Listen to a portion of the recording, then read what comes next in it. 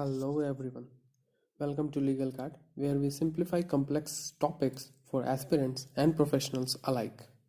Today, we will dive into an important topic from the editorial of the Indian Express, that is Atmanirbhar at Sea, induction of new vessels in the Indian Navy. This discussion is very vital, focusing on India's strides towards maritime self-reliance. स्वागत है legal cart में, जहां हम जटिल विषयों को सरल भाषा में समझाते हैं। आज हम चर्चा करेंगे समुद्र में आत्मनिर्भरता, भारतीय नौसेना में नए जहाजों का सम्मिलन।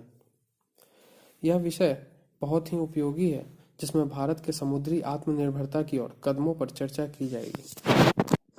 Let's start by exploring the historical and symbolic significance of this milestone. आइए इस उपलब्धि के ऐतिहासिक और प्रतीकात्मक महत्व पर चर्चा करें।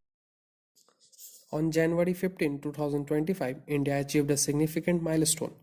Prime Minister Narendra Modi dedicated 3 frontline naval platforms, the destroyer INS Surat, the frigate INS Nilgiri, and the submarine INS Warshir. All these platforms were built in the India, symbolizing the core idea of Atmanirbhar Bharat. Tracing maritime history, PM Modi highlighted the legacy of the Chola dynasty and Chhatrapati Shivaji Maharaj, who resisted colonial powers at sea. This reflects India's emerging maritime strength. 15 जनवरी 2025 को भारत ने एक ऐतिहासिक उपलब्धि हासिल की।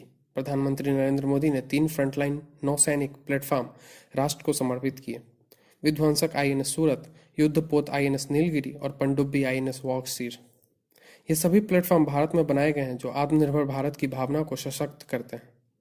प्रधानमंत्री ने समुद्री इतिहास में चोल वंश और छत्रपति शिवाजी महाराज की भूमिका पर प्रकाश डाला, जिन्होंने उपनिवेशवादियों का समुद्र में विरोध किया। यह भारत की उभरती समुद्री ताकत को दर्शाता है। Now that we have understood the historical context, let's delve into the technological advancements and strategic importance of these naval platforms. अब जब हमने ऐतिहासिक संदर्भ समझ लिया, तो चलिए इन नौसेना प्लेटफॉर्म की तकनीकी प्रगति और रणनीतिक महत्व पर चर्चा करते हैं। Here, the INS Surat is part of the P-15B guided missile destroyer project, one of the most advanced destroyers in the world with 75% indigenous content. However, challenges remain. For instance, critical equipment like propulsion systems are still imported, highlighting dependency on foreign suppliers. Globally, India ranks third in terms of naval platforms after China and the United States, as per the True Value Rating (TVR). However, India's allocation to naval forces remain around 17 to 18%, much lower than China's 25%. INS Surat P-15B guided missile विध्वंसक परियोजना का हिस्सा है, जो दुनिया के सबसे उन्नत विध्वंसकों में से एक है, और इसमें 75% स्वदेशी सामग्री है। हालांकि कुछ चुनौतियां अभी भी बनी हुई हैं, जैसे प्रणोदन प्रणाली जैसे उपकरण अभी भी आयात किए जाते हैं। वैश्विक स्तर पर ट्रू वैल्यू रेटिंग (TVR) के अनुसार भारत नौसैनिक प्लेटफॉर्म के मामले में चीन और संयुक्त राज्य अमेरिका के बाद तीसरे स्थान पर है। हालांकि भारतीय नौसेना को कुल सैन्य बजट का केवल 17 से 18% आवंटन मिलता है, जबकि चीन 25% तक खर्च करता है। Moving forward, let's analyze the economic and geostrategic dimensions of these developments. आगे बढ़ते हुए आइए इन विकास के आर्थिक और भू रणनीतिक आयामों का विश्लेषण करते हैं। As per the SIPRI, the Stockholm International Peace Research Institute report, the US spends $96 billion, China $33 billion, and India $8.5 billion on defense.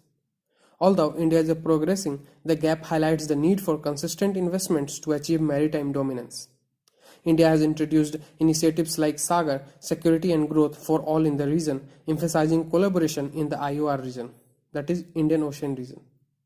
Sipri आंकड़ों 2023 के अनुसार अमेरिका $96 बिलियन, चीन $33 बिलियन और भारत $8.4 बिलियन रक्षा पर खर्च करते हैं। हालांकि भारत प्रगति कर रहा है, लेकिन यह अंतर समुद्री प्रभुत्व प्राप्त करने के लिए निरंतर निवेश की आवश्यकता को दर्शाता है। भारत ने सागर, सुरक्षा और क्षेत्र में सभी के लिए विकास जैसी पहल शुरू की है, जो इंडियन ओशियन रीजन में सहयोग पर जोर देती है। To wrap up, let's summarise the key takeaways and discuss the way forward for India's maritime ambitions. अंत में आइए मुख्य निष्कर्षों को संक्षेप में प्रस्तुत करें और भारत की समुद्री महत्वाकांक्षाओं के लिए आगे की। India's commissioning of 3 naval platforms is a commendable step towards maritime self-reliance. However, it must address challenges like indigenous production gaps and technological dependency.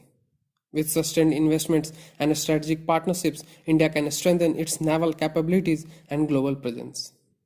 3 नौसैनिक प्लेटफार्मों का संचालन समुद्री आत्मनिर्भरता की दिशा में भारत का सराहनीय कदम है। हालांकि स्वदेशी उत्पादन की खामियां और तकनीकी निर्भरता को संबोधित करना आवश्यक है। निरंतर निवेश और रणनीतिक साझेदारी के साथ भारत अपनी नौसैनिक क्षमताओं और वैश्विक उपस्थिति को मजबूत कर सकता है।